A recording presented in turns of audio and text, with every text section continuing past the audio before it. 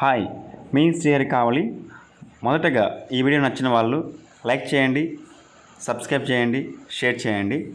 So మేము ఈరోజు మా అబ్బాయికి సైకిల్ తీయించాలని చెప్పేసి మేము కావలికి మా వైఫ్, మా పాప, మా అబ్బాయి అందరం కలిసి వెళ్ళాము. అయితే కావలిలో ఉదయగిరి బ్రిడ్జి పక్కన పేరారెడ్డి సైకిల్ షాప్లో మా అబ్బాయికి సైకిల్ తీయించామన్నమాట. సో ఆ సార్ గారు చాలా రెస్పెక్ట్ఫుల్గా సైకిల్కి వచ్చేసి తాళము, అలాగే బెల్లు అనేవన్నీ ఫ్రీగా ఇచ్చాడు. So first of all thank you.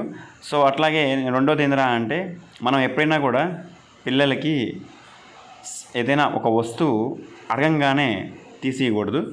So ఎప్పుడైతే మనం అడగంగానే తీసిస్తామో వాళ్ళకి దాని యొక్క విలువ అనేది తెలియదు అన్నమాట.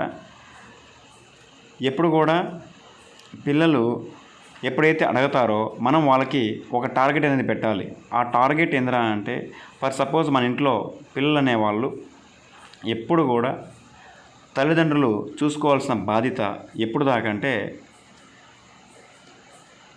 వాళ్ళకి జాబు వచ్చేంత వరకు, అంటే మినిమం 18 సంవత్సరాల నుంచి 23 సంవత్సరాల వరకు మనం జాగ్రత్తగా కాపాడుకుంటూ రావాలి.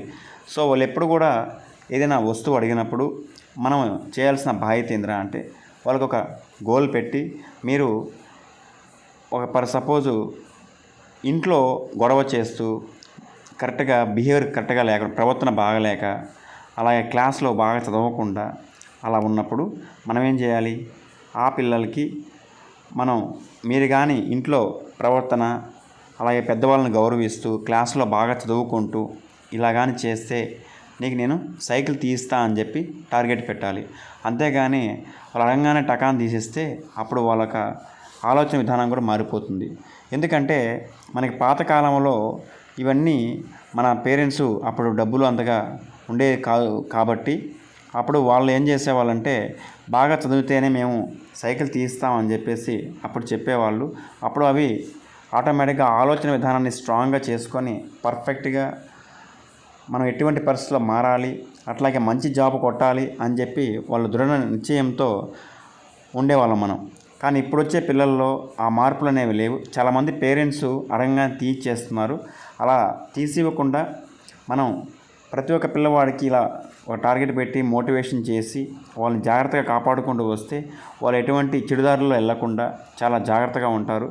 కాబట్టి దీన్ని గమనించి ప్రతి ఒక్కరూ ఈ విధంగా ఫాలో అవుతారని అనుకుంటున్నాను. So thank you, me Srihari Kavali. So నేను మరిన్ని కొత్త వీడియోలు చేయడానికి మీరు నాకు సహకరించాలి. ఎందుకంటే ప్రతి ఒక్కరూ ఈ వీడియోస్ నచ్చిన వాళ్ళు లైక్ చేయండి, సబ్స్క్రైబ్ చేయండి, షేర్ చేయండి. సో తర్వాత ప్రతి ఒక్కరిని పిల్లల్ని జాగ్రత్తగా మనం చూసుకుంటే వాళ్ళు మనకి ప్రతిఫలం అనేది వాళ్ళకి జాబ్ వచ్చిన తర్వాత తెలుస్తుంది. Thank you, me Srihari Kavali.